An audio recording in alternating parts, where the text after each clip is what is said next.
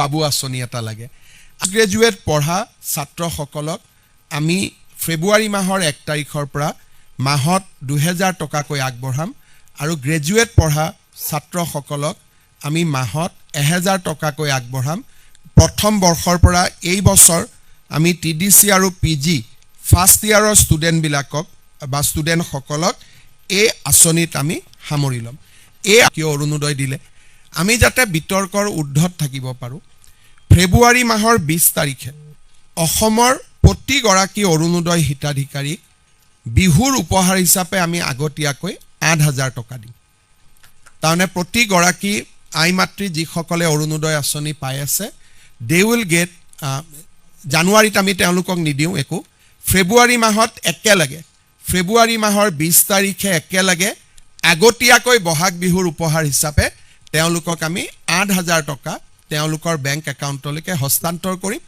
তেতিয়া আৰু বিহুলৈকে তেওঁলোকে সুন্দৰভাৱে তেওঁলোকৰ বিহু পালন কৰি বিহুৰ উপহাৰ তাৰ মানে 5টা মাহ নাপায় পইচাটো মানে কথাটো জানুৱাৰী ফেব্ৰুৱাৰী মাৰ্চ এপ্ৰিল নাপায় একেলগে আমি 8000 টকা দি দিম ওকে কিন্তু মেটো পাব কিন্তু বিহুৰ উপহাৰ গতিকে বিহুলৈকে আমি একেলগে দি দিম আৰু মানে মে যদি ধৰি লৈছো আপোনালোকৰ চৰকাৰ কোৱা আহে তেতিয়া কন্টিনিউ থাকিব না চৰকাৰ অহা নহৰ কথা না অৰুণোদয়টো কন্টিনিউয়াস স্কিম হয় গতিকে মে মাহত অৰুণোদয় পাব জুনত পাব জুলাইত পাব এটো পাই থাকিব যদি কোনবা চৰকাৰে বন্ধ কৰিব সিদ্ধান্ত লয় বেলেগ কথা যেতিয়ালৈকে কোনবাই বন্ধ নকৰিব অৰুণোদয় পাই থাকিব কিন্তু ইলেকশনৰ মাহত টকাটো দিয়াত কৰি আমি কৈছো যে জানুৱাৰী ফেব্ৰুৱাৰী মাৰ্চ এপ্ৰিল যোগ কৰিলে কিমান হয় 5000 হয় লগত 3000 আমি আৰু যোগ কৰি দিলো 8000 টকা আমি একেলগে তেওঁলোকক দি দিম মে পৰা কিমান টকা হ'ব মে পৰা 1250 হৈ যাব মে পৰা 1250 মেৰ পৰা মাহটো পাই থাকিব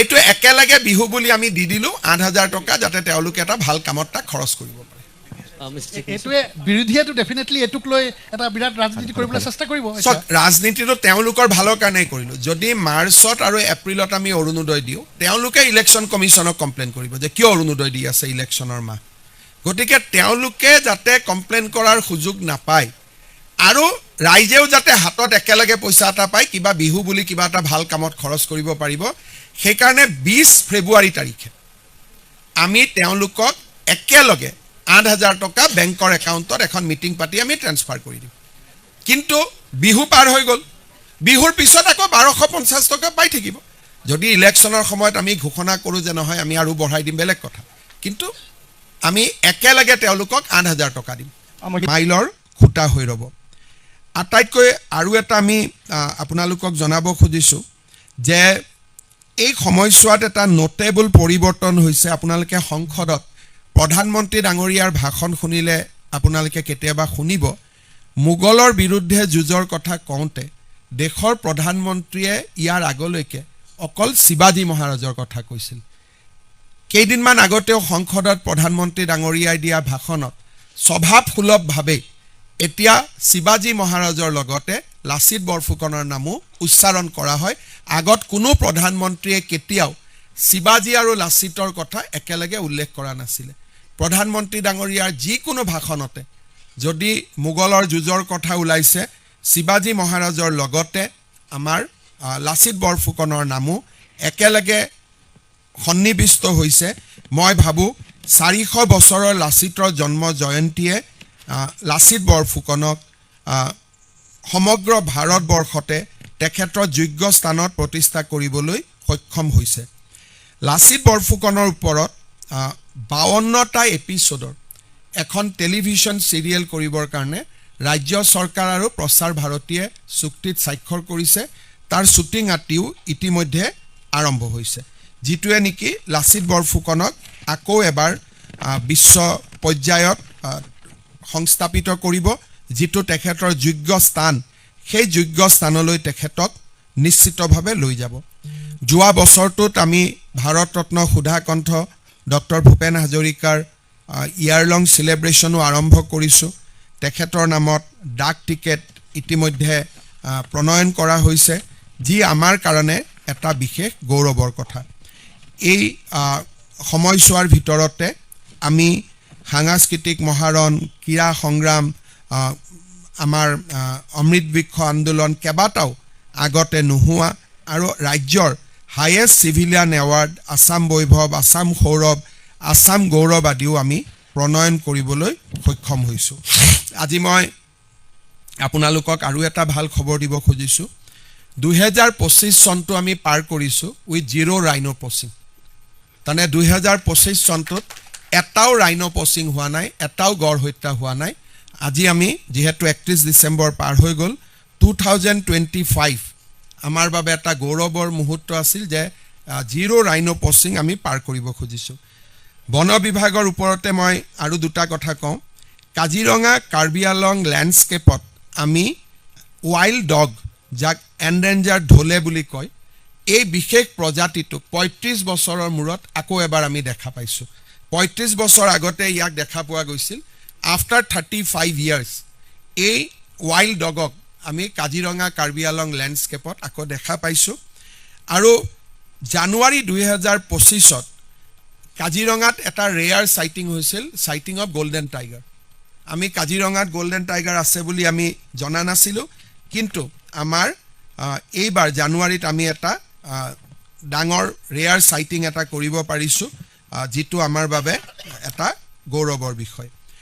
অসমত আমি বনভূমিৰ পৰা উচ্ছেদ কৰা ভূমিৰ পৰিণাম এতিয়া 1,45,000 বিঘা স্পৰ্শ কৰিছে। অহা 3 তাৰিখেও এটা এভিকশ্যন আছে।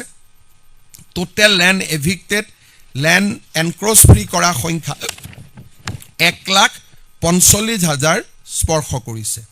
তাৰ লগে লগে আপোনালোকে জানে যে আমাৰ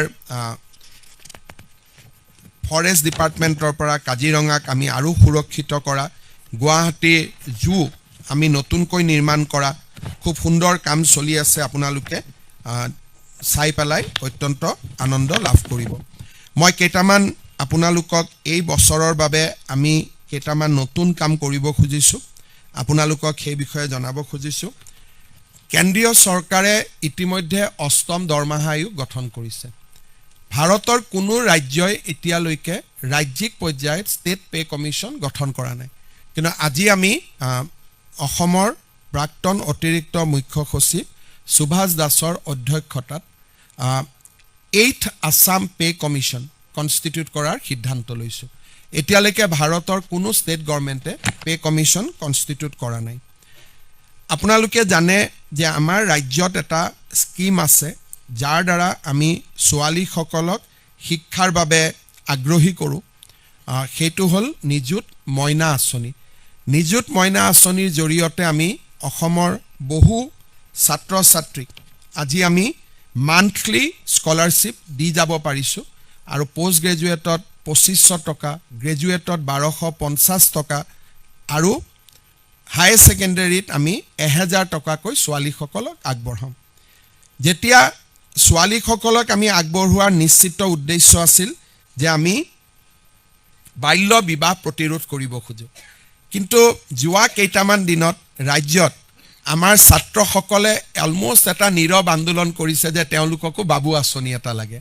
আজি আমি এই ধৰণে আপোনালোকক জনাব খুজিছোঁ যে পোষ্ট গ্ৰেজুৱেট পঢ়া ছাত্ৰসকলক আমি ফেব্ৰুৱাৰী মাহৰ 1 তাৰিখৰ পৰা মাহত 2000 টকাকৈ আগবঢ়াম, আৰু গ্ৰেজুৱেট পঢ়া ছাত্ৰসকলক আমি মাহত 1000 টকাকৈ আগবঢ়াম।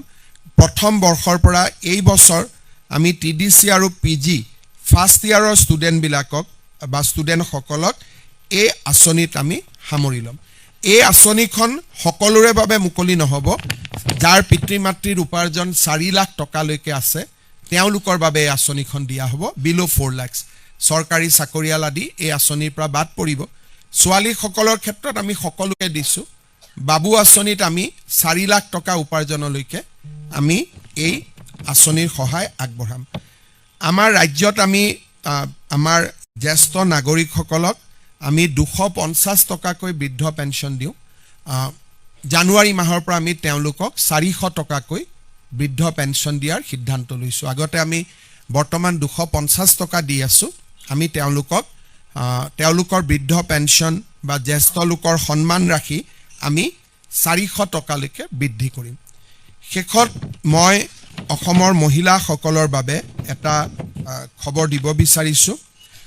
নিৰ্বাচনৰ সময়ছোৱাত অৰুণোদয় আঁচনি প্ৰদান কৰা সদায় এটা বিতৰ্কিত বিষয় হৈ থাকে সেইকাৰণে কেতিয়াবা বিৰোধী পক্ষেও আপত্তি কৰে যে ইলেকশ্যন চলি থাকোঁতে কিয় অৰুণোদয় দিলে আমি যাতে বিতৰ্কৰ ঊৰ্ধত থাকিব পাৰোঁ ফেব্ৰুৱাৰী মাহৰ 20 তাৰিখে অসমৰ প্ৰতিগৰাকী অৰুণোদয়